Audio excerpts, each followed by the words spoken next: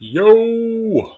Hello, everyone. Fantasy Football Mafia back with you for recapping week 7, going on week 8. I took an L this week. Joey, you got a win. Good for you. Back on the winning tip. Let's go. It hurts, man. 2 out of 5 now for me. I don't know what you're going to do, man, because 2 out of 5. Oops, it's pretty bad. Pretty much I have to win out at this point. Yeah, in my own league, I'm 2 and 5 as well. I'm in trouble there as well. Is that the league you drafted Tannehill? I did in that, yeah, because I ended up trading, and then I picked up Joe Burrow, and then I traded Joe Burrow and got Hurts. So this is my third quarterback. And That's what I did. I made moves, but it still hasn't worked out in that league. I just can't win for whatever reason. Let me do some editing here for 1 second. Manage. Oh, yeah. Make sure you are able to share this. Yeah, I don't think people were able to see the live last week. Apologies, man. We're still learning. Yeah, so if you didn't... Well, it's really on him because I don't do any of that. I'm just here so I don't get fined. That's all. Yeah, you will get fined. That's why Brian's getting fined. He's not here. It's someone's birthday. It's someone's birthday. You know who else's birthday is this week, right? Not me. It's my son, man. He's turning 1. Oh, what? Already? I know, man. I can't believe 1 year has passed. My little man is about to be 1. He's up there. You can see it. He's right there. There he is. So, right there. Right your kid? Yeah, that's my kid. Me and my wife. Oh, on the picture. On the picture, yeah. I was like, where is he? Oh, no. He's not on stream. He's asleep now. Okay, so apparently we're good now because my wife said she can see it. But let me just do this. Just in case. Bam. Save that. All right. Share. All right. I think we're good. Okay. All right. So today I'm going to get into the studs and duds for week 7. I need a C, but it always glares. You see how my glares on screen? I hate that. I see I can see myself in your glasses. I go cross-eyed. I don't know if I went cross-eyed at all, but oh, I keep burping. We're gonna go over. I had peanut butter and jelly just now. Damn, lucky. It shouldn't make me burp, but it is. I made my wife pasta. She was all happy today.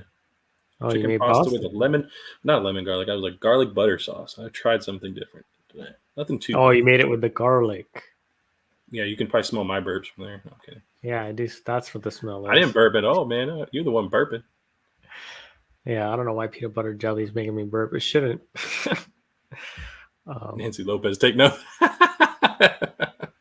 He's quit making PB&Js for her, man. She made peanut butter and jelly for me, and I'll say this: it's been a while since I made a really home cooked meal with had prep before. Other times, it's kind of preparing stuff as opposed to cooking. It was different. So she was happy. Yeah, but you're at home and she's working. You have to do the meals. I gotta do the meals, man. Gotta step up, be a man. Yeah, you gotta learn. I got my big boy pants on today. Good job. Proud of you, man. Appreciate it. Can you turn your sound up a little bit though? Sound up? Oh, I thought it was too high. All right. I can hear you. It's just a little low. How's that? Do it again. Hello? Hello. Again. Hey, maybe I should just bring this closer. Hello? That's better. That sounds better. Okay, cool. A little better. Okay. Anyway, week 7. Back. Yeah, we're gonna do the week 7 into our second month of the season and complete the second month of the season already. It's crazy. Yeah, I went really fast. It is, man. But we're not even halfway because 17-game season. So that feels good. And 18 full weeks. Although, I think we're going to take it to week 18, this stream and into playoffs and stuff, because obviously we're going to try to go through this throughout the season. Brian, especially, and his thought of this whole thing. So if you guys are watching, what are we going to do after the season? We're going to keep you guys updated on the draft and things of that nature. We're going to keep this thing moving throughout. Obviously, we'll have other plans. Probably won't be doing lives too much after the season. Yeah, but probably we'll just have to do develop like once a week strategy. It is what it is. Yeah, we'll do like once a week. We'll go over like the draft, the NFL draft, stuff like that, and then we'll review the season. I mean, we'll probably talk more DFS for like the playoffs, probably, right? Because that's like the only thing that really is like fantasy related through February. So yeah, we'll pretty much just do DFS and our picks and stuff like that. Yeah. All right, so let's get into some studs for week 1. Let's go into the quarterbacks. Number 1 quarterback on the week was Tua Tagovailoa. It says 28 points. Joe Burrow. I have Tua here. Maybe the scoring is different on the pros, but yeah, really? Tua, Burrow, and I have Burrow up Tua 4th. I have Burrow, Stafford, and TB12, then Tua. Maybe this is 6 point. 6 point touchdowns, because that would make sense because he had 4 touchdown passes. That's probably it. But yeah, if it wasn't that, Joe Burrow would probably be the number 1. Because Burrow went over 400, didn't he? And he had like 3 touchdowns or something like that. Yeah, Tua had 2 picks and 4 touchdowns. But that's fine. He was a top player. I just didn't want Brian. I didn't want Brian to be watching this later and be like, "Yeah, Tua was number 1, y'all." You know how he gets with his player. Yeah, he gets a little obsessive. Well, who would you pick rest of the season? Tua or Burrow? Yeah, Burrow. Yeah, pretty easy one for me. Burrow's looking legit. He's looking like a top 10 quarterback.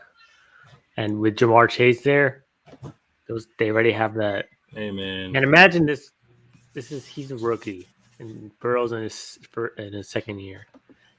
And they're already having this. Oh man.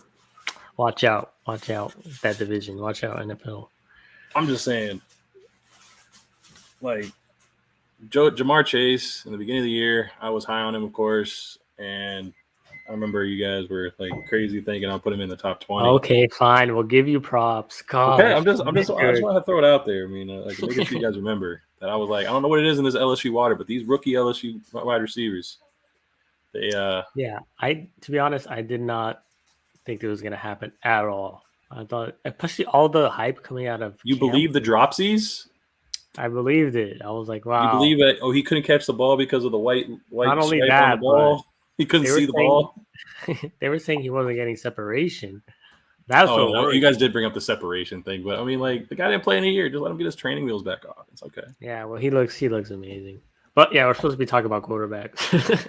Oh yeah, well, you talk about Jamar Chase. I get go off on a tangent with him, so I'm sorry. But Joe Burrow, like, if you're the guy who drafted Tannehill and Joe Burrow's still out there in waivers, like you have to pick him up by now. He should be your starter for most of the season, or you can try to trade him. Like you traded him for oh gosh, here goes Brian. You traded him for Hurts, didn't you? He wasn't number 1, Brian. Nope, it was Burrow. It was Burrow. Stafford too. And Tua about to get traded. I think Tua's going to trade. I think they're just going to bring Deshaun and just say like, Tua, you're a backup. Yeah, I just heard the. And Brian, this is all payback because you guys started last stream with Raiders banter, so I'm coming back. I don't think I didn't watch. All right? Oh no! Bad mouthing the Raiders and stuff. Well, that was fun. All right, Mike just traded Nick Chubb, Sterling Shepard, T. Higgins, and Noah Fant for Mike Williams back to the same guy, and I got Jay Waddle and T.J. Hawkinson. Wait, did you do that trade? You traded away Williams before? Well, Nick Chubb should be back next week. Shepard, yeah, dude, and the splits without Hunt is amazing. Like people are like, oh, Nick Chubb. This is probably Brian. You know what? A guy like Brian would say this, but Nick Chubb doesn't catch passes. This is PPR. But with the splits without Kareem Hunt, this guy gets about 3 to 4 catches a game without Kareem Hunt. So this guy can catch. He just doesn't do it. I mean, the reason why they brought Kareem Hunt in was to be the main pass catcher. So if Chubb is active, expect even a higher floor because it is slightly raised due to the splits from 2019 through 2021. He has like an average about 3 catches in those games. So fire him up. Yeah, but he just traded him away. It looks like. Well, he just traded him away. I'm sorry. He got Mike Williams, Jay Waddle, and good. TJ Hawk. Yeah. Oh, so I lost from a Michael Pittman touchdown, and I lost it and deleted that. That's what I wanted to do last night or the other night too, man. Well, I'm back. You have Pittman. My running backs are Edmonds and Hubbard. Nice. He traded Mike Williams. Okay. There's a lot of trades going on. Oh, that was the trade before, and now he just got them back, right? Okay. So who do you have right now, Mike? Just tell me who you have now. Yeah, well, who's on your team? I know, this whole chat thread is a little tough. But okay, so you got Mike Williams back now. My roster is J Herb. I like J Herb. I like that. Like J Herb, Tannehill, Edmonds, Hubbard, Evans, Mike Williams, and Jalen Waddle. And he still got Devontae Smith as like a backup flex. Unless this guy's got a double flex league. This guy's chilling right now in the wide receiver spot. Who do you got? I mean, yeah, you do need a running back. You do need a running back. I will say, Hubbard go ahead. You got one more week of Hubbard. Yeah. I'm 0-2. And we're 7 weeks in. I don't get that. I'm a little lost now again. But I'll say this: you do need a running back. But the last, I think it's the last 2 or 3 weeks. Someone can fact check me, but I know it's at least the last 2. Was Edmonds is getting above 70% of snaps. So the volume and the opportunity, I should say, because it's really just opportunity of being on the field that much should lead into some positive regression in points some way. Now, if they are within the 5, you expect James Conner to get those touches and carries inside the 5. But Chase Edmonds is getting a lot of work in the pass game. He's on the field a lot. So I like Edmonds throughout the rest of the year. So he could be your RB2. You definitely might need to move one or two of those receivers to get a nice running back, and you can still hold the fort with two of those 4 that you have there, and see what you can do. We'll talk about waiver running back soon, so I'll help you out. In Septis 1, what's up, man? Terry McLaurin versus Broncos or Chuba Hubbard versus Falcons, full PPR. I think we're in agreement. You have both of these players on your team. Honestly, I do on our team in this league that we are both in. I like, obviously Terry is just better and he has a higher floor. I mean, can Chuba outscore him this week? Sure, but Terry McLaurin was a higher draft pick, and I even you yourself, you're the Carolina guy, and you're the one saying they wanted to get him more involved, but it doesn't matter if they want to give him more of the ball. They can't get off. They're doing 3 and outs, man. They just turn the ball over.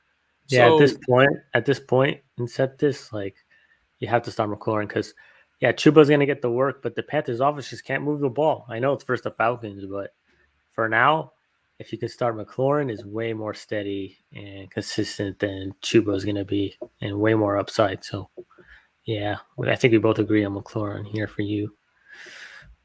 Mike, I'll waiver 1. Maybe it's a 12-man and people are stingy.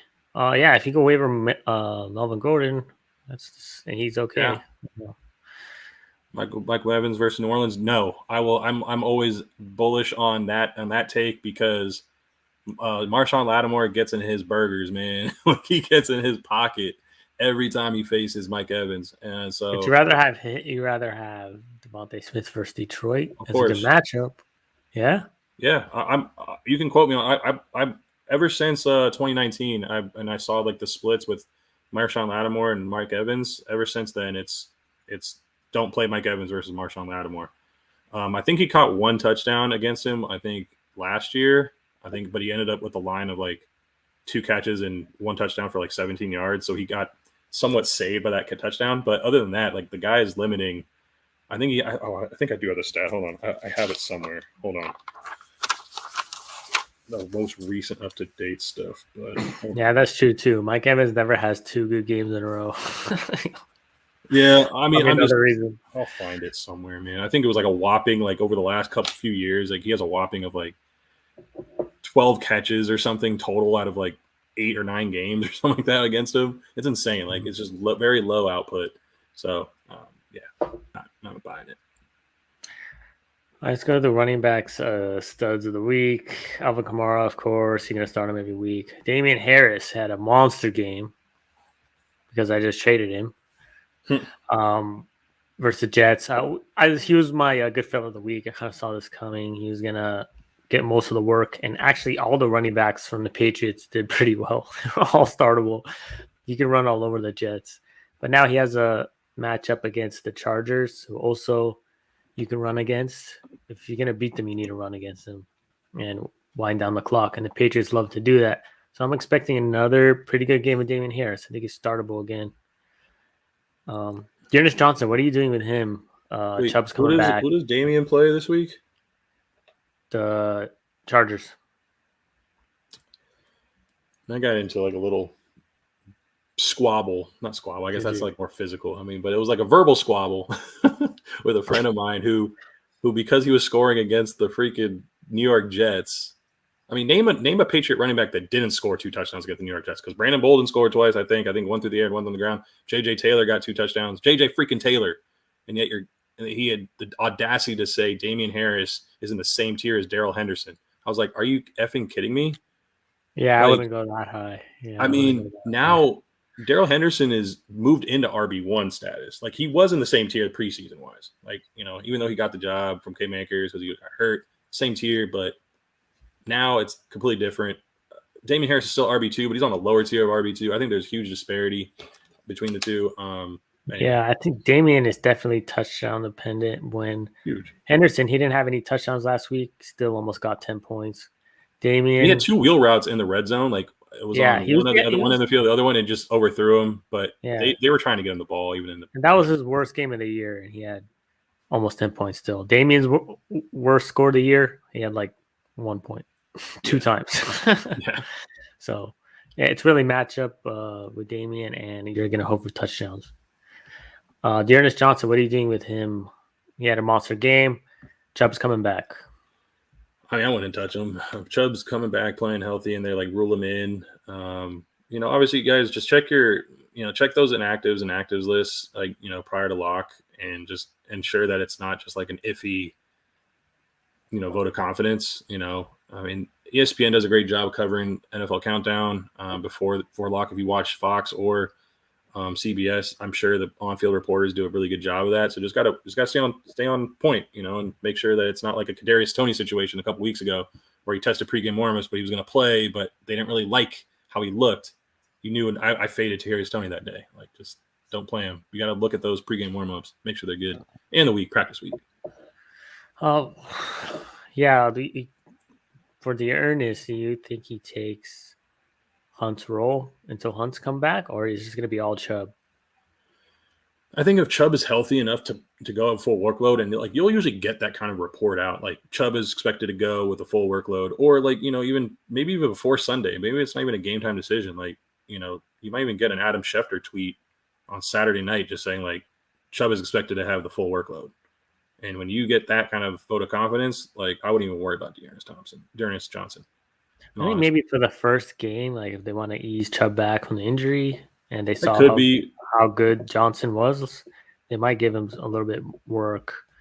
Put it this way: if you're desperate and like a situation like Mike, like he needs an extra flex, although he has 4 receivers, so he probably doesn't need to do this. But if you don't have much running back options, you can use Dearness Johnson as like a flex if you need to. Hope you have an RB2 instead of using Dearness Johnson, but if that's the case, you got to play him because he, like you said, he could fill Hunt's role. But I don't think he's going to have that much volume if Chubb is back. Yeah, but if you have Melvin Gordon on waivers, he should go for that first. Oh, for sure. Elijah Mitchell had a good bounce back week. He was running. If you see him run against in the rain, he was awesome. He was looking great. He's the clear number 1. Yeah, I know.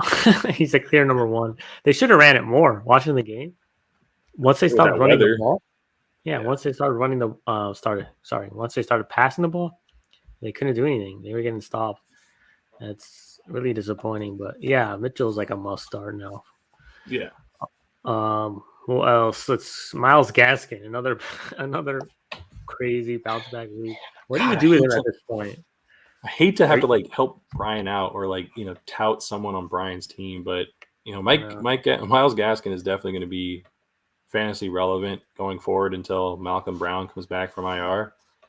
I'm pretty sure it's a short-term IR injury, but I'm not sure. Anyway, yeah, but he played 46 of 73 snaps. This is Gaskin after Malcolm Brown was out. He Gaskin, 26 routes on 47 dropbacks, 60% of the carries, 57% of the targets. So Myles Gaskin has now moved into higher RB2 volume, and Salvin Ahmed, I think it's Ahmed, might see a little more extra work. So he is actually a deep name, someone that like let waivers process. And if you need another running back that you don't have to worry about fab or using a waiver spot, you can pick up Ahmed and use him as like, a bench to stash until. Yeah, he's stashable right now for sure. Yeah. Mike is finessing. Oh, you going to try to trade for Gaskin? Yeah, Gaskin. You probably don't have to give up much for him right now. No. Yeah, maybe even some fantasy owners might not be aware of the Malcolm Brown injury because the Miami Dolphins are kind of under the radar anyway. Brian's their only real fan. So yeah, and he doesn't really count. Julio Herbert, I want to know your thoughts on him. He looked awesome against Tampa's run defense. Yeah, he did. That was shocking. And I don't know if like Tampa just like. Oh, they were beating him so bad. They're like, I don't know if they were really trying at that point to like. But he looked good. But shoot, Khalil Herbert still looked good. And I will say this though, it's something to monitor. I wouldn't go balls to the wall with Khalil Herbert just because Damian Williams got cleared like the day before, and he didn't have a whole week of practice. So like that's part of the reason why the touches were so in Khalil Herbert's favor. But he looked good. So I wouldn't be shocked if Khalil Herbert gets more work until Demont comes back. But it's something to monitor this week because when Demont went down, Damian is number 2. I don't know if that completely switched just because of a game or two, because Damian, he was a borderline Super Bowl MVP candidate in that game against the Niners a couple years ago. So yeah, but I think Khalil's passed him by now on the depth chart. He looks way better. That's fine. I'm pretty sure I'm in the minority on thinking like this, but I just like to say like if a guy just got cleared the day before, he wasn't in the game plan, so I doubt he was going to get more touches the day before. So just something to monitor. I wouldn't go balls to the wall on it if Khalil Herbert's out there because I'm sure he's been picked up by now. But yeah, would you start him against Damian can vulture him? Is all I'm saying. Huh? Would you start him against San Francisco if he's the starting back? Or Khalil would you Herbert? go? Yeah, let me give you a comp. Or would you go with Javonte Williams versus who they playing? Javonte versus I forgot who they play. Inceptivus, man, I'm gonna say that's probably gonna be a no. I don't think that's enough because Hubbard is virtually like unvaluable after the next week, pretty much. Although, I mean, CMC is supposed to come back week 9, but we don't know that. But I don't know if you're going to really sell that argument. Like, well, it could be week 10. I don't know if the other owner is going to really bite on that. And Devontae Smith hasn't done enough to really give him enough value in return. But it could be just fire a shot, see what happens. Maybe you guys start a negotiation and talk about it. Or Javonte Williams or Khalil Herbert versus Washington. Then Javonte Williams if he's going against Washington, for sure. Or how about Devontae Booker versus the Chiefs or Javonte Williams? Devontae Booker? Yeah. Oh, then I would take Khalil Herbert. Probably. Or Booker or Williams. Javonte. All right, that was for my team. I have Javonte on a couple teams too, so I mean, yeah. But I think it's bound to happen where he's going to get a majority of the work from Melvin Gordon eventually, and he had a good game last week. It's still going to be around a 50-50 split. Yeah, that's what I'm worried about. Booker's going to get most of the carries are all Devontae splitting, but it's a better matchup. Yeah, actually, Booker's got the Chiefs. That's not a bad matchup either, but Are they going to be able to move the ball? Are the Chiefs going to be able to move the ball is a real question. Jesus. Yeah. That's pretty bad. That's crazy how we're even saying that. Yeah, the Raiders are 5-2 and the Chiefs are 3-4. Go figure. Yeah, that's exactly what we expected. Great day to be a Raider fan, though. I'm just going to say it's a great day. Great day. You answered this already, right, Joey? How does Elijah Mitchell, Chuba Hubbard, and Devontae Smith for Zeke? You're going to have to turn your mic up again. I keep not being able to hear you. How does Elijah Mitchell, Chuba Hubbard, and Devontae Smith for Zeke sound? Did you answer that already? Yeah, that's why I said Semptivus. I was like, I don't think that's going to be a yeah from that guy, whoever has him, but worth a shot. I just don't think it's worth a shot. Yeah, it's a good trade if you can get Zeke for that. You could swing that. Bravo. Yeah. I think it's going to be enough. But let us know what happens. Please. I think we covered receivers pretty much. Well, let me look at some because I was like, oh, sorry, we covered running backs. Now we're on to receivers. Yeah, we covered Jamar Chase. Brandon Bolden. I'm not really reading too much into that, but he did get a lot of catches, so there's that. Yeah, Cooper Kupp. It was a matchup. Cooper Kupp. He's just great. I mean, what else can you say? He's Well, I want to correct you guys because I was on the stream and you guys were talking about, it's Robert Woods week, this, and that. And I was like, guys, you got to look at the stats. Got to look at the stats. Yeah, we know Kupp is great. I was just saying. Do you know what the pace is right now? Like 500 touchdowns? No, come on now. You gotta stay on planet Earth here. Okay, 400. Huh? 400. No. Where the hell did it go? Let's see. I came all prepared and stuff, and he's scoring like 2 touchdowns a game. Oh, right here. Never mind. Pace for 136 catches, 1,964 yards, and 22 touchdowns, yo. That's the pace. Hey, that's like MVP numbers. That's the pace. Him and Derek. Of course, pace and projections usually don't pan out that way, but he's seeing an absurd 34 to 36% target share. That is astronomical. I mean, that's the reason why I thought that I think it's a feel thing. The only feel, like, whose week is it? It's really that results in Tampa because you don't know which guy's going to really get the ball. I mean, yes, last week was kind of obvious because Antonio Brown was out. But other than that, you have 3 guys. And if Gronk comes back, that muddies the waters. Or like an Arizona offense where you really don't know who's getting the ball. LA, Rams, it's going to Kupp mainly, like almost every time. More than a third. So he's a league winner. Yeah, man. I just wanted to make sure you guys heard that and make sure you guys can Michael Chap. Hey guys, boring question. There's no such thing. But I have Broncos kicker. Oh god. Yeah, you lost Joey there. He hates kickers. I hate kickers. Don't trust their offense. Minnesota kicker has been putting up points kind of consistently. Him and the Bengals kicker are available. Should I go after either of them or just stick with the Broncos kicker? So that's McManus, who's going to up against I'm gonna let you take this Washington. They're going against Washington. So they're bound to score.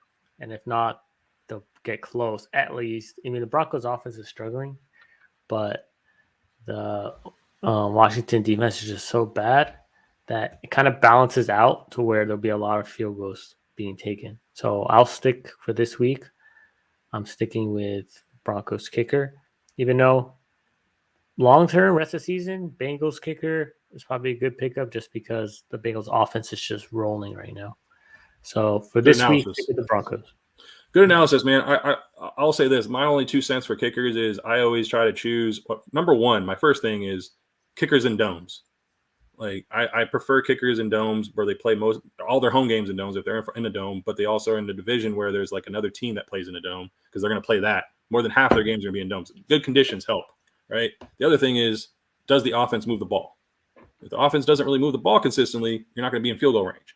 So if those 2 things, just kind of factor those and choosing between kickers because outside of that, man, I could care less. The number 1 kicker that finishes fantasy seasons to the number 20 is a difference of 1.5 points per week on average. Maybe it was 1.7, but like it's not gonna win or lose you weeks on a weekly basis. So just pick a kicker and hope you get at least 3 attempts. There's my take. I think that will happen. Griffin Stigman, what's up, man? I traded CMC for Swift because I'm 1-6. Win or L. That's a win for me. Well, you're not gonna be 1-6 and wait on CMC to come back. Although no, you got to make a move, man. I hope you pull it out. Yeah. Hope you run the table with that one because DeAndre Swift. Do you guys want to hear his pace, Mr. Griffin? I know you want to hear these stats because you want this to continue. All right, here we go. Let him know. DeAndre Swift's pace is 189 carries and 102 catches. And you know what territory that is in? It's in CMC territory because he's one of the other three that has ever had over 180 carries and 100 catch season. The other two were the great LaDainian Tomlinson and Matt Forte. So DeAndre Swift is in great company when it comes to this kind of volume, especially when you get over 100 catches. At least he's on pace for it. That's 103 points just on catches in a PPR league, and then whatever kind of work he does outside of that. But he's in great company with the pace he's on, man. So good trade. Props to you. It's a top 5 running back right now. Can't really go wrong. Yeah, I really need a win now. I can't take any more risks. Swift is consistently in the receiving game. He's running the ball. So, yeah, you did a good trade for your record. Hope it goes better. I might need to do some kind of weird trade. Dude. I've been thinking of shopping DeAndre Hopkins in a league that I'm 2-5 in. I was like, I don't know if might have to go. Yeah, I would. Yeah. Might as well. You need to make a move at this point. Do. Other receivers, let's go with other guys are just consistent guys like McLaurin, Godwin, Debo. Khalif Raymond. Are you? I'm not gonna be able to trust it because every time if I hit submit on that, am I really gonna look back on the week like why the hell would I play Khalif Raymond? That's just gonna be my reactions. I got to be smarter than that. I mean, if he continues to burn me, so be it. Sorry. I think that's just maybe just monitor that if you have an open spot. He's probably on waivers. I wouldn't spend fab on him unless you have 2 receivers out this week. Although I don't know if he really will because I know the Raiders are one and the receivers aren't that great.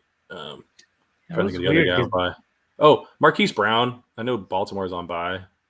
But outside of that, would you really have – I mean, how many teams are on bye this week? Is it 2 4 teams. or is it just 2? I think it's the Ravens and the Raiders. I think it's just those 2, right? So you really shouldn't have any bye week situations for receivers. So, I mean – yeah, it's just really I'm not touching him. Yeah. Russell Gage, he finally had a good game. Yeah. I think pick him up. Yeah, he's probably the number 3 on that off, or number 4 actually, because you got Ridley, Patterson too. Yeah. Patterson, Pitts. Or Pitts is probably the number 1 on that team right now. Dude, were we right or are we right? Because I know Brian's going to say, well, I told you guys to wait, but it's still the first half of the season where he's starting to thrive. So I like to say that we were right on him early. Yeah, and Matt Ryan is looking a lot better than he was in the beginning of the year. So that's exciting for this offense. He's a stash and wait, Russell Gage. Or even this week, I think they're playing is it the Giants? No, they already played them. No, the Giants don't play. I know they play an AFC West team. I think the Giants play the Chiefs this week. Yes, they do. I'm looking. I got to pull up the schedule. I should have the schedule up every time we're on stream, but I don't right now. I'll have it right here. Oh, they're playing the Panthers. Duh. Yeah, I would have started that week. But if he's worth, I wouldn't bid on him either. But if he's on waivers, you need a receiver. And he's still there for free, pick him up. You want to cover tight ends at all? I mean, there's not much. Yeah, we can go to tight ends. I think that's it for receivers. Everyone else kind of just did average. Yeah, there's a couple storylines, I guess, with tight ends. Do you want to just talk about the Ertz and Goddard and their debuts without each other? Yeah, sure. Getting Mike's question: Justin Herbert versus New England or Tannehill versus Indy? I know the matchup's icky, but I'm still going Herbert. I think. Yeah, I feel Herbert because I think Henry's had a big game in Indy in as recent as last year or the year before. He went off for 200 yards too, I think, or at least it was high 100s and a couple touchdowns. So they could be run on. And obviously you saw Elijah Mitchell just tear him up. That crappy weather, but still, I just think it's about to say that. prime game. Tight ends. Number one on the week was CJ Uzama. Is that this is his second He's a pickup. Game. He's for sure a pickup because tight end's a wasteland. But yeah, if you get a tight end who just blows up any week, he could win you the week just like that. But you don't expect. Obviously, he had I think one flash week on a primetime game. He's had 2 great weeks out of 7. So, yeah, he's a boomer bust, but boomer bust. He's a pickup. Kyle Pitts, he's doing really great. Gesicki, he's a must start right now. Tunyon finally had a good game, and he's probably startable this week. No Devontae Adams, no Lazard. Tunyon's probably gonna get some work. Zach Ertz, I'll let you take this one, Joey. How do you feel about Zach Ertz first start with the First off, how do you feel about him doing a run after catch? Like, when has Zach Ertz ever ran for 40 yards? I've never seen that before in my life with Ertz. Dude, it's insane. But that looked great. That was great. Yeah. But as I just referenced earlier, is that it really muddies the Arizona offense even more, which is why I'm being kind of prompted to shop DeAndre Hopkins around, because now you have they all can't have great games at once. They're all pretty much getting around 5 to 7 targets a game. Now, I think that's the average is around 5, because I think Rondale Moore only had 3, DeAndre had 9, Kirk had 7, I believe, and then AJ Green and Ertz had 5 targets. So that's obviously a really spread out offense. So you're not getting DeAndre Hopkins 10 plus targets anymore. So if I was able to get, I'm trying to think of a name I could possibly get with DeAndre Hopkins. I mean, shoot. Are you looking for a tight end? No, for tight end, no. But I should be talking about tight end. I know we're talking about Ertz. I think Ertz is definitely a starter. Like, if you had him, if you picked him up early in the season, props to you, and you held on to him this far. Good job. He's now probably your tight end 1, more than likely. Unless you have any of the top names, and you can shop around and get value at another position for sure, because he's a starter. And I know there's teams in your league that need a starting tight end. So especially with bye weeks coming up and injuries to Knox and Kittle, Ertz is could be a starter. And Waller too, because Waller's even after the bye week, he might not be ready, because they said that his ankle injury was a little more concerning. At least this is what I heard from Rick Bisaccia. I watched the post game, and through the week I watched the press conferences for the Raiders. They were more liking Josh Jacobs' prospects of suiting up after the bye week, but Waller is more iffy. And Goddard too. Real quick, Goddard. Yeah, Goddard. He seemed like, I think in ADP, he was kind of a guy where if you had Goddard, you probably picked up another guy that's like comparable to him, like a Jonnu. So if you had Goddard and Jonnu, or Goddard and I don't know, like a Dawson. Well, if you had Dawson Knox, I mean, probably trading either one now. Like, you can go either way. But again, like, that's the kind of situation where you can try to trade your surplus and get value in another position. Most likely, probably running back. Who are you looking at for? Let's do some waiver pickups now. Let's start at tight end. So if you're the Waller owner, he's on bye. Who are you looking at on waivers for tight ends? I have some written down to kind of fill you up, at least for this week. I'll put them out to you. Conklin's still out there a little bit. I like Conklin versus Dallas. It's a good matchup. Jonnu Smith, versus Chargers. Dan Arnold, Seattle. Firemuth, Evan Ingram. Any of those guys, or there's I'll probably go Tunyon first, because I mean, it sucks that he plays so early, but I'd probably go Tunyon first, because if he's out there, if he's out there, 2 guys out, definitely, yeah. Tunyon might be my number 1. I've been seeing a lot of Jared Cook lately, but I probably like Tyler Conklin first, or second, I should say, after Tunyon, and then.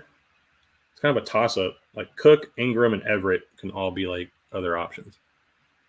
I agree with you there too. For sure, Tunyon, Conklin, second versus Dallas. So it's going to be a high-scoring game, and it's bound to get some catches. And then I do like Evan Ingram versus the Chiefs. It's another game you're going to have to pass. Well, who knows now? But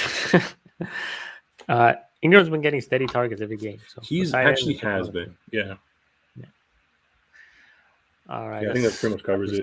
Oh, Mo Alley-Cox is another one. I wish they would like free Mo Alley-Cox, Because, I mean, that guy has I just wrote it down, too. Let me see if I can find it. Giant.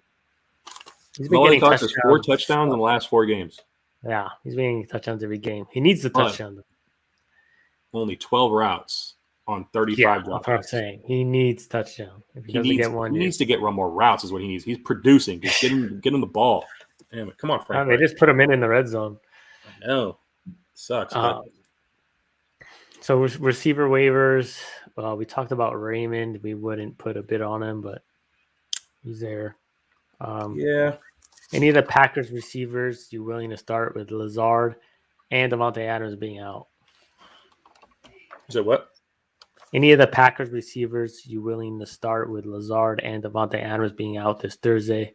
Well, my long shot for like Thursday Night Football showdown would probably be like Amari Rodgers or something like that. I really like the kid coming out of college, coming from Clemson. He's just a long shot, but it's probably going to be like Randall Cobb because of the relationship that him and Rodgers have. I mean, I think he'd be looking for him a lot. Him and Tunyon, probably the main pass catchers are not named Aaron Jones, but this has Aaron Jones written all over it. He's probably going to be my captain. Like I 100% in Alvin Kamara on Monday night. I'll probably 100% Aaron Jones on this one too.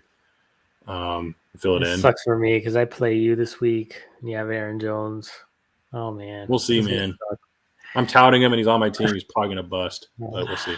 Hopefully, but Randall Cobb I think is a great play this week. Like if you one of those teams who need a receiver to start this week, you need to pick up Cobb, and I'll be willing to spend some fab too.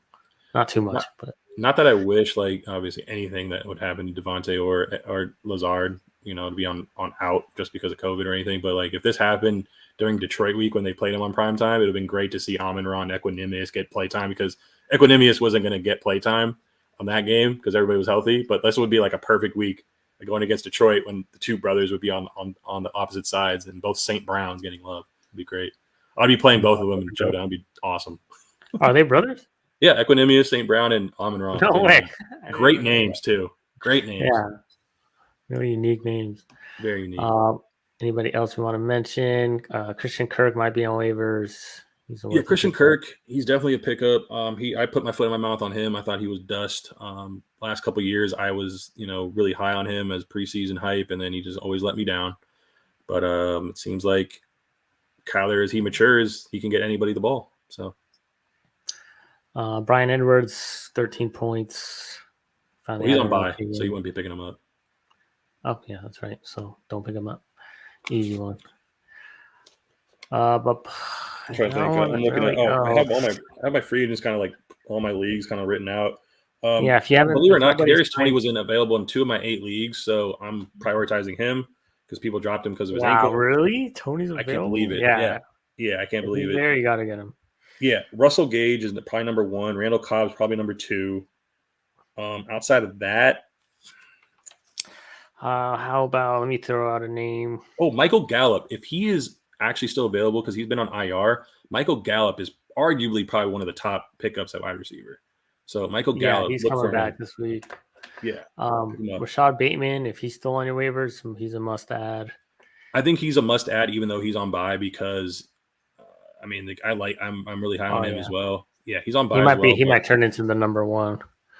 But I think he's probably a guy that even if someone has him in your league, he's probably someone that gets dropped because he's on bye and he's had mediocre weeks.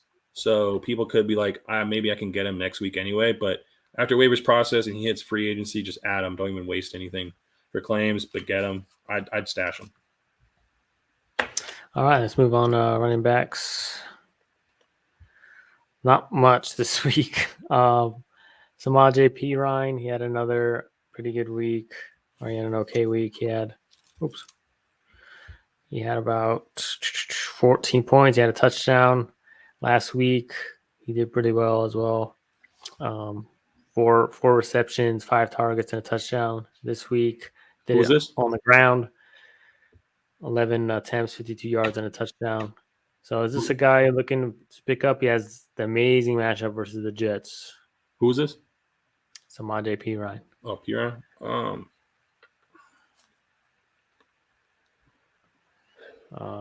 I don't know. I think I'll think about it. yeah. I mean, I think I really like Kenny Gainwell if he's actually still available. Like Kenny Yeah, he's the Gainwell, number one. yeah. Gabriel asked a question here: who should I put at flex? Wide receiver DJ Moore versus Atlanta. Mike Williams versus Patriots. Yeah, you got Darrell Henderson too. Darrell Henderson versus wow, this is a good problem to have. Well, I mean, if you have Darrell Henderson in your flex, I mean, who are your two running backs? Because For real. I know Henderson's my number one right now. This got to be a shallow league. But I'm going Darrell Henderson. I think the most safest, highest floor out of all of them. Mike Williams, he's been mostly doing great, but you've also seen like a couple games where he's goosed. And DJ Moore, I'm not too confident in the offense. Sam Darnold. So if I had to choose these three, I'm going Darrell. All three of these are definitely a lot of starters in a lot of people's leagues. So I'll say that. Yeah, it sucks that you just have to pick one. That sucks. Especially if you're looking for a safety, you probably want to lead running back more than anything because they have a higher floor because they usually get the ball more. Mm-hmm. We're not dependent on another position really to get him the ball. So I drafted Jonathan Taylor and I gave AJ Brown Ruggs for Alvin. So he's got Alvin and Jay Taylor. I mean, look, man, you can have a secure like floor on your team this week if you just go Hendo. But I wouldn't fault you going any other way. I always say this, like if you're looking like you're nervous about your upside to like win the week, then go receiver. And I think Mike Williams has that upside. But Hendo is probably your safest option. Yeah, if you're versing a guy you think you're going to win, you just need some points, then do Henderson. If you're versing a guy who's 8-0, he has Derrick Henry on his team and whatnot, and you need like high upside, Cooper Kupp, then go Mike Williams. And there's teams that have Derrick Henry and Cooper Kupp. I just faced them in a league. I'm 5-1. He was 4-2. I'm shocked that he was 4-2, but now he's number one because he beat me because he had Henry and Kupp. And I had Kareem Hunt out. And also had Josh Allen out. So it was a tough week for me. So I couldn't keep my number one status in that league, but it is what it is. At least you're winning one league. I'm winning a couple. I have a lot, but I'm winning a couple. Number one going against number two. Oh man. There you go. Yeah, man. I go safe. Yeah, I go safe just because, like, I think you want to secure that floor. And Henderson has upside. Like, the guy can get to 25, 30. He can. Yeah. He definitely can. He's safe with upside. Mike Williams is there, too. Plus, the Chargers are going against New England, so how much are you going to score, really? Oh, yeah, I'm going Henderson. He might be the one option that they might take away because, I mean... Yeah, they'll probably let Keenan get those underneath all day. Because it's shorter routes. Yeah. I think they want to limit the big play guy. So it'd be interesting to see what Belichick does. So I think Samade is worth a start this week versus the Jets. If you don't, I mean, most of the running backs aren't on bye this week. You're going to have your main guys. But if you don't somehow, if you're like Mike, where's Mike at? Maybe you should start Samade this week if you can't get Melvin. Because it's versus the Jets. You've seen the three running backs versus three running backs on New England score and have great games. I think Samade is getting more carries each game. He can definitely break out in this one. There's nothing wrong with Mixon, is there? I'm sorry? There's nothing wrong with Mixon, is there? He's he's just doing that same injury. I believe it was the ankle or the knee. I don't see him as a Q tag anymore.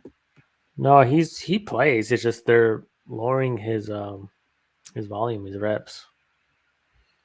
Samade's creeping in there a little bit.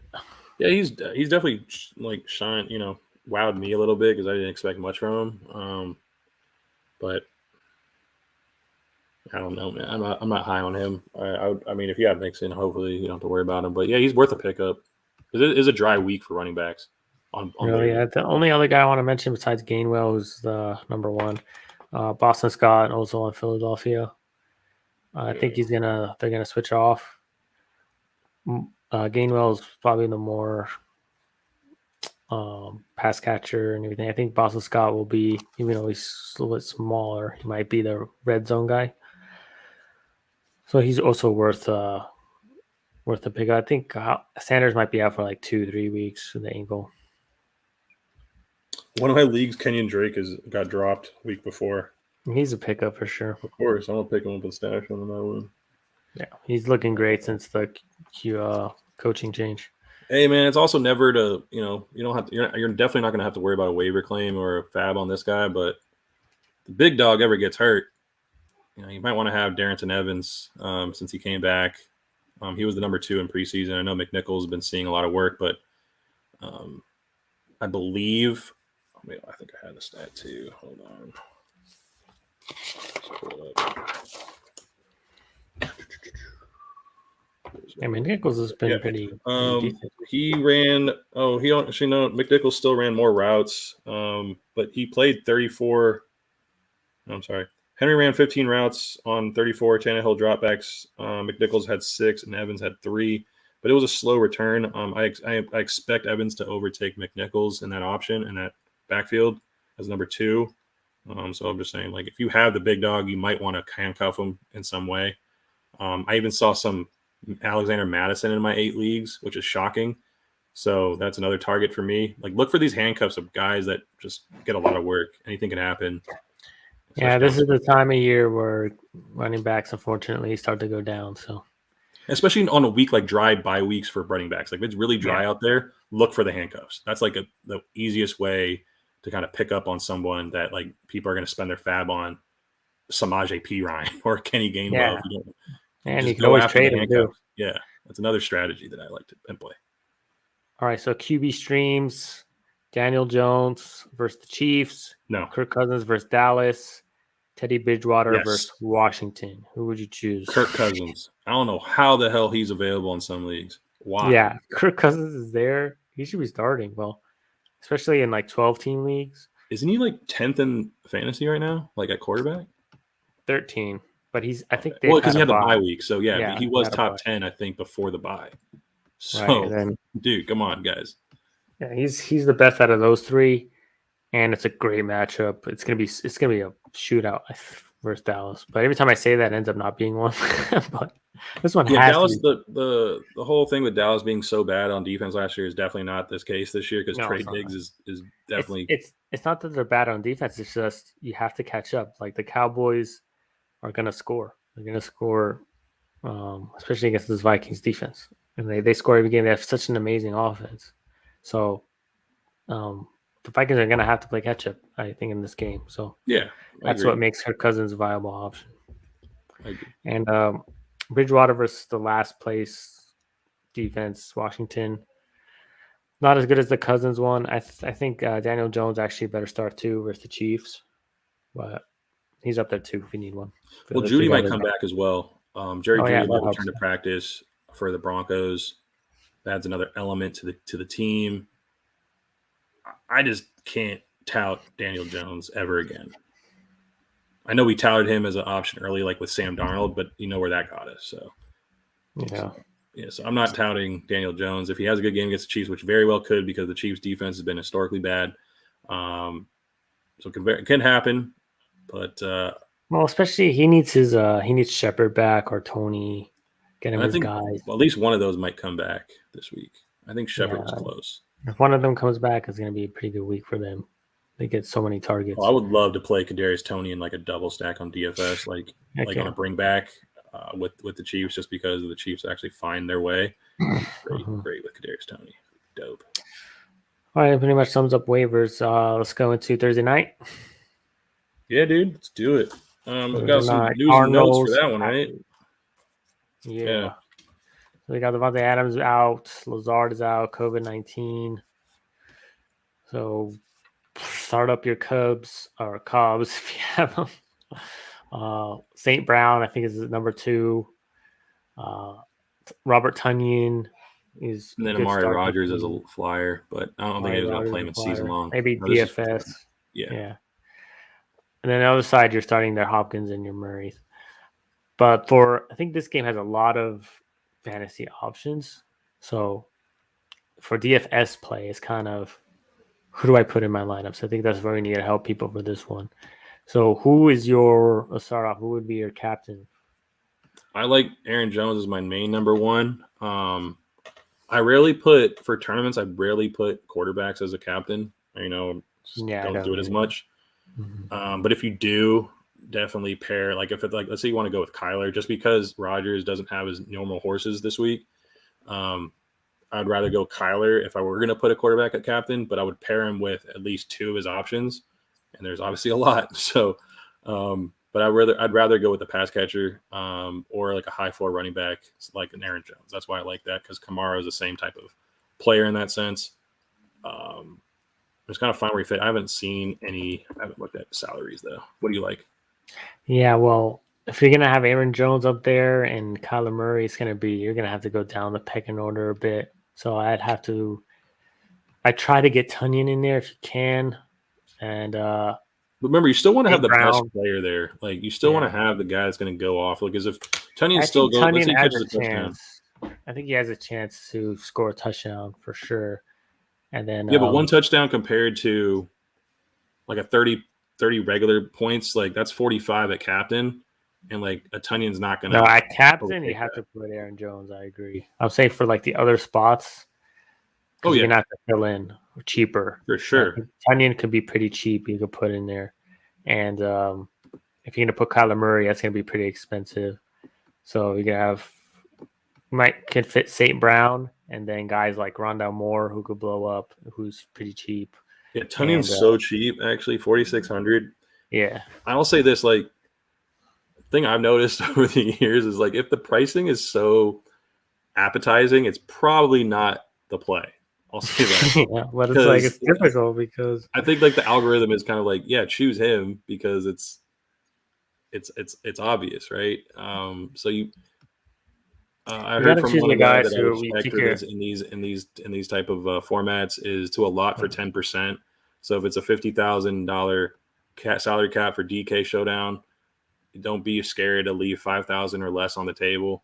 If it's FanDuel, there's $60,000 cap and there's only 5 spots, but still a lot for 10%. Don't have to spend all your cap in these type of situations. So good luck to you guys. But that's going to be my take though. Aaron Jones, possibly some nuke. Or Randall Cobb is 3,600. That's really Cobb cheap. will be in my flex spot plays. I don't know how many I'll play him in captain though. No, I wouldn't. I think you could put him as in your flex and have Aaron Jones as the captain. Because I'm doing it now, and I still have a bunch of money, and I have Kyler Murray and Aaron Jones in my lineup.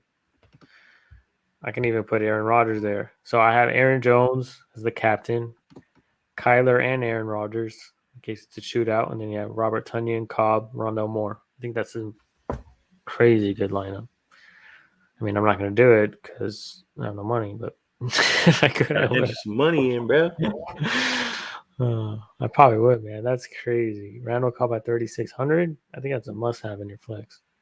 Well, yeah, at this point, because MVS might come back. That's another thing to remember. MVS might play.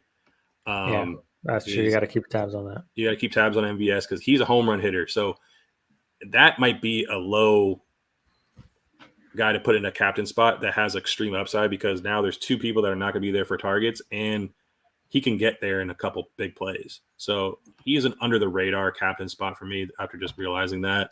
And you can fit a bunch after that because he's only 3,800 base before the 1.5x multiplier on his salary. So yeah, MVS is an under the radar captain. Who do you have winning the game? Oh yeah, let's do our pick 'em real quick. We got to ask Brian too, but I'm going to go with Arizona's going to maintain. They're at home. And yes, it's Aaron Rodgers. He can do. I think they're 6-0. I heard from their beat writer, Aaron Rodgers is 6-0, even with Devontae Adams and another player or so is off the field. It's insane. That's crazy. No way. Yeah, and it's prime time. The best players show out on prime time. But I'm still, and I think Kyler is a great player, and Nuke is a great player. I'm gonna go with Arizona maintaining this just because I think it's still a little too much for Aaron Rodgers to overcome, which I'm probably. Yeah, I agree. I think you still have to go Arizona. I think the defense is underrated. Their defense is good too.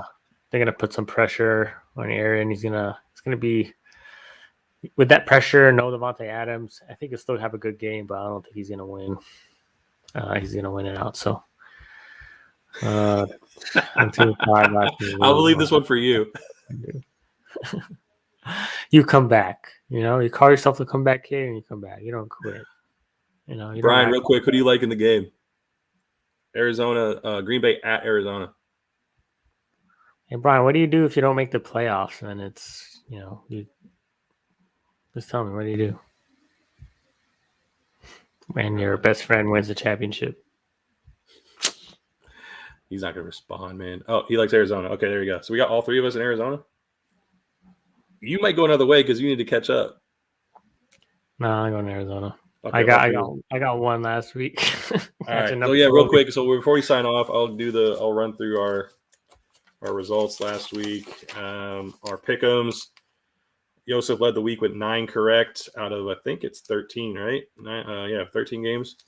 Ooh, that's pretty good. Brian and I went 8-8 or 8-5, I should say. And I say 8-8 because there's not 16. 8-5. That brings the season totals. Brian's still in the lead with 70. I'm in second with 68, and Joseph has 65. Our good fellas and jabronis, we all went 50%. We all went 2 of 4, which is not bad. It's not bad. It's definitely not in the lower half. And I also have updated stats for our good fellas and jabronis. So in case you guys want to know, Brian is killing all season long. He has a 62% success rate on Goodfellas. So listen up when Brian is giving up his Goodfellas. Joseph is second. I am third. I will keep the percentages to ourselves on that one. We're just below 40%, so we're not there yet. But Brian is killing it. So at least someone on this pod is giving great takes for Goodfellas every week. Jabronis, Joseph has 60% on his Jabroni. So the guys that you want to fade or pull the brakes on, I'm close behind. I have 50%. I'm halfway there at 60%. And Brian, he's good at Goodfellas, but he's definitely not that great at Jabroni. So, but Brian's always winning. Listen to that. That's why I picked Brian, because I know he's a jabroni. I can find those jabronis, and Brian is definitely a jabroni. 60%. All good. But yeah, we got some success, definitely over 60% in both categories with the experts on this pod. So just listen up to the end on our Friday night podcast. We'll give you those good fellows and our jabronis, our starts and sits, if you will. I wanted to see if there was another thing. Oh yeah, I'm not gonna let Brian go without discussing this because he made a egregious take with Tua and comparing him to Derek Carr. Do you guys realize that Derek Carr is second in the league in passing? You also threw for 31 to 34. That was a 91 point something percent completion percentage last week. All right, and then we're gonna end it. Yeah. Second in the league. 5-2. I'm just glad Renfro got some catches as I started him. But he's doing what he does best and dump it off really short and not do much down the field. That being said, thank you guys for watching. If you haven't subscribed yet, hit the subscribe button. Like this video because it helps get it seen in the algorithm. Post a comment in the comment section. Follow us on Twitter, Instagram, TikTok for our daily updates. And thank you for signing off. Any last words, Joey? Good luck this week. Catch us back on Friday, and we'll see you then. Shout out to Gabriel. Thanks for coming back, brother. Noticed a couple other people that were, giving us comments and coming back week after week. So we appreciate you guys. Welcome to the Mafia, and we'll see you guys Friday. Thank you.